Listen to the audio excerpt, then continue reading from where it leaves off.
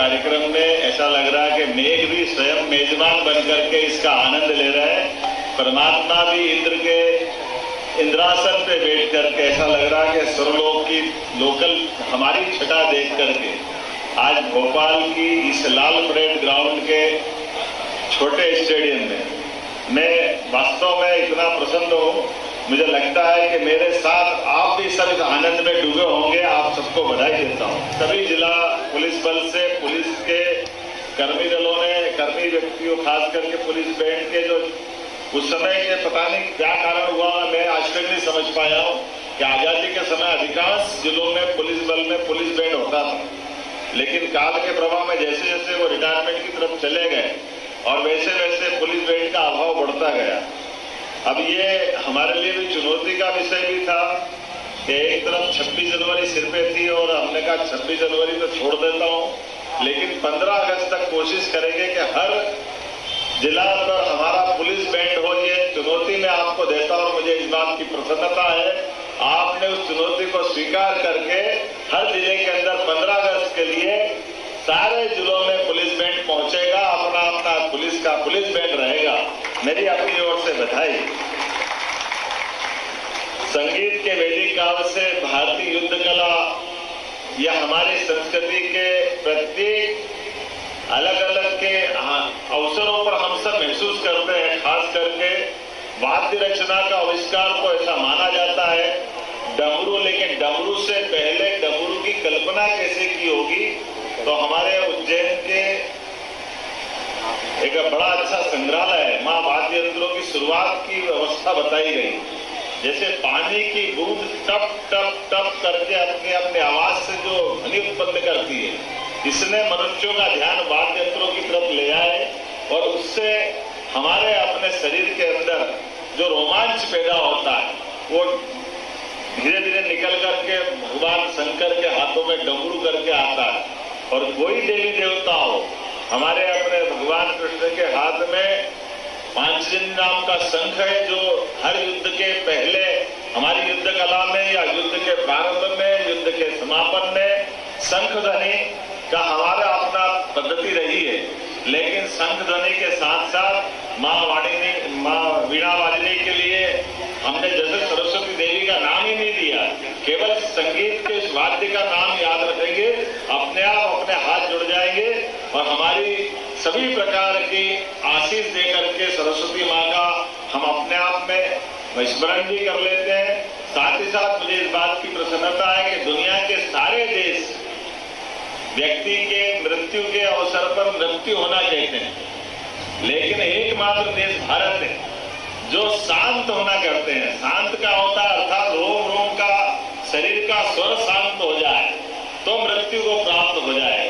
तो ये रोम रोम में जो प्राण है, इस प्राण को प्रकटीकरण के साथ और सीधे सीधे हमारे स्वर के माध्यम से व्यक्ति के रोम रोम से जब तक श्वास के साथ प्राण नहीं निकल जाए।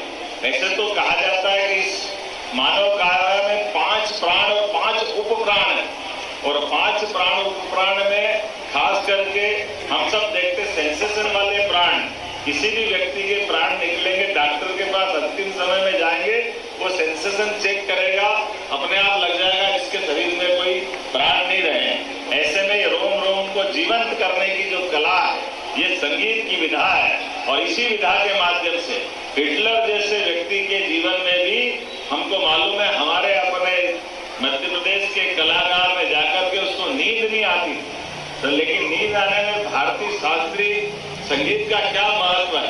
रात की राग में जब आलाप लिया गया तो हिटलर जैसे व्यक्ति को भी ऐसा लगा 10 मिनट में खर्राटे भरने लगा। हमारे अपने संगीत के बहुत सारे पक्ष हैं, हम सब जानते स्वर कोकिला लता मंगेशकर की, और ऐसे एक नहीं अनेक काल से मुझे इस बात की प्रसन्नता है आज के इस अवसर पर हमारी सारी संगीत रचनाओं को जिनने स्वर दिया है, प्रदीप की वो कालजयी रचना जो आपने बजाई है, वास्तव में आप बधाई के पात्र हैं।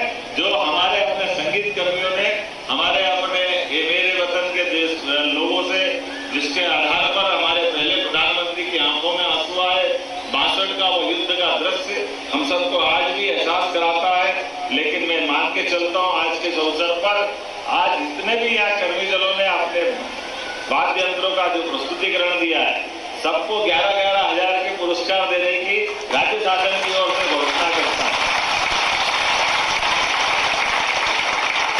लेकिन ये ताली अधूरी है, अभी ताली बजना इस पे बाकी है कि हर जिला पुलिस बल के लिए ABC तीनों श्रेणी के सभी पुलिस कर्मियों के पुलिस बैंड की बनाने की घोषणा करता हूं, जहां विधिवत रूप से इनकी भर्तियां होकर के हर जिले पुलिस बल में पुलिस बैंड रहेगा, ताकि अगली बार ये हम कहीं से भी लाल हुआ करके, अभी तो हमने प्रयास किया, इस बात के लिए ताली बजा दो। 340 ऐसे पुलिसकर्मी दल और पुलिस व्यक्ति मिले हमको, जिनने अपनी सीखने की इच्छा शक्ति दे करके अपने लिए बगैर पुलिस बैंड की भर्ती करे हुए बैंड को ला करके दिखा दिया। ये इच्छा शक्ति बताती है कि पुलिस जो चाहती है, ये प्रशासन जो चाहता है, वो साकार रूप लेता है। ये परमात्मा की कृपा है। मेरी अपनी ओर से इस पूरे आयोजन के लिए आप सबको बधाई। मध्य प्रदेश पुलिस के गौरवशाली इतिहास में आज का दिन एक इतिहास में अलग प्रकार से रहेगा। यद्यपि मैं जानता हूं पुलिस के लिए हमारी सरकार ने कई काम किए हैं, कई स्टेप उठाए हैं, जिसके बलबूते पर लगभग इसी साल बजट में हमने 7,500 भर्ती करने के लिए आपका प्रबंधन किया है कि पुलिस बल के 7,500 जवानों की भर्ती मध्य प्रदेश सरकार के द्वारा की जाएगी। और अनेकानेक बातें, खास करके इस बार बजट में भी पुलिस के लिए 10,553 करोड़ रुपए की व्यवस्था हमने की है। हम कोशिश कर रहे हैं कि पुलिस के लिए लगभग 25,000 आवास निर्माण किए जाए, जिसमें 12,000 आवास पूर्ण कर लिए गए। भोपाल में अकेले 144 आवासों का शिलान्यास किया गया। भोपाल में 50 स्तरीय पुलिस अस्पताल की भी स्थापना की गई है, जिसका बहुत जल्दी यहाँ होम सेक्रेटरी बैठे हैं, इनको पुलिस हॉस्पिटल देने में अपने को कोई कष्ट तो है नहीं।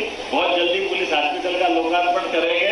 मैं मान के चलता हूं कि हेल्थ डिपार्टमेंट के माध्यम से डेपुटेशन पर ला करके इस अस्पताल का प्रारंभ करेंगे।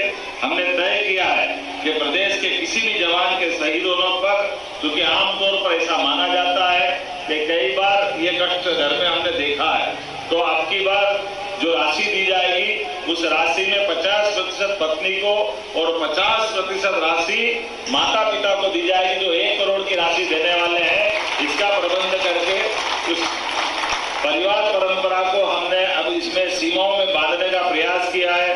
विभिन्न थानों की सीमाओं का जिस प्रकार से आपने निश्चित समय के अंदर, ये बहुत बड़ा चुनौती का काम था। मुझे इस बात की प्रसन्नता है कि पुलिस ने थानों की पुनर्निर्धारण सीमा का समय के अंदर पालन किया है, जिसके आधार पर 22,000 गांवों का इसका लाभ मिलेगा। और बहुत सारी बातें हैं, लेकिन आज तो आनंद से मन भर गया। आपके सबको बधाई देने की बार बार इच्छा हो रही है।